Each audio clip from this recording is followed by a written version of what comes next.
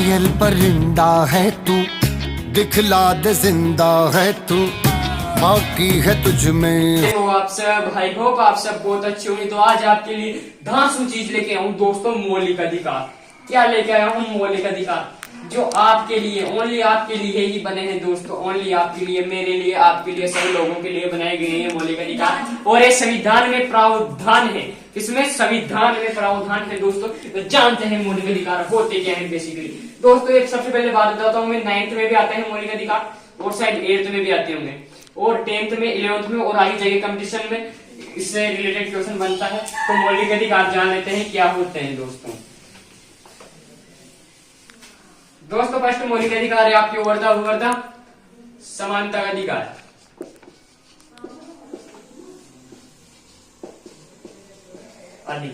ध्यान देना, फर्स्ट अधिकार है आपके समानता का अधिकार। अब इसको डिटेल में जानेंगे, समानता का अधिकार होता क्या है। इसमें सभी लोगों को सम्मान माना जाता है। इस अधिकार में सभी लोगों को सम्मान माना जाता है। धर्म, जाति, लिंग, नस्ल आदि के आधार पर आप भेदभाव नहीं कर सकते। यह समानता का अधिकार कहता है कि सभी लोगों को इस अधिकार में सम्मान माना गया है। सबसे फर्स्ट बात तो है कि सभी लोगों को इसमें सम्मान माना गया है। और सेकंड बात है कि धर्म, जाति, लिंग, नस्ल आदि के आधार पर किसी के साथ भी आप भेदभाव नहीं कर सकते। चाहे वो धर्म हिंदू हो, चाहे मुस्लिम हो, उसके साथ आप भेदभाव नहीं कर सकते। चाहे जाति में कोई दलित हो, कोई पिछड़ा वर्ग हो, उसके साथ आप भेदभाव नहीं कर सकते। जी हाँ दोस्तों, इसमें लड़का लड़की, इसमें भी भेदभाव नहीं कर सकते। नस्ल के आधार पर कोई काला है, कोई गोरा है, उसके आधार पर भी भेदभाव नहीं कर सकते आप। ठीक है, तो ये सब चीजें किसके अंदर बताई गई है? आपके समानता के अधिकार के अंदर बताई गई है, जो आपको मैंने जानकारी दे दी है। अब दूसरा अधिकार है अपना, जिसकी ओर बढ़ते हैं अपन, जल्दी ही बढ़ते हैं और जल्दी क्लियर करके आपको फ्री करते हैं और समझा देते हैं।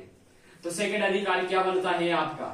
सेकंड अधिकार बनता है आपका दोस्तों स्वतंत्रता का अधिकार। बहुत सिंपल,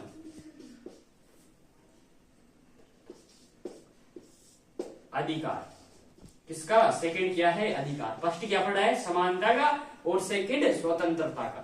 तो स्वतंत्रता में होता क्या है? तो ध्यान देना दोस्तों, स्वतंत्रता में सभी को स्वतंत्र रहने की इजाजत है। मतलब सभी को आजाद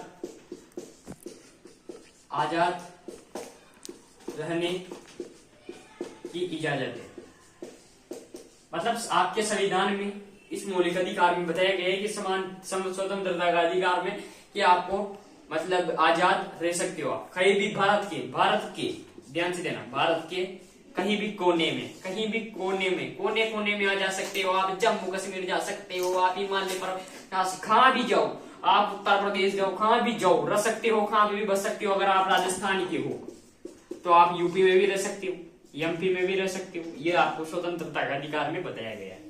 इसे की बातें आपको, ठीक है। अब थर्ड अधिकार आता है, बहुत ही इंपॉर्टेंट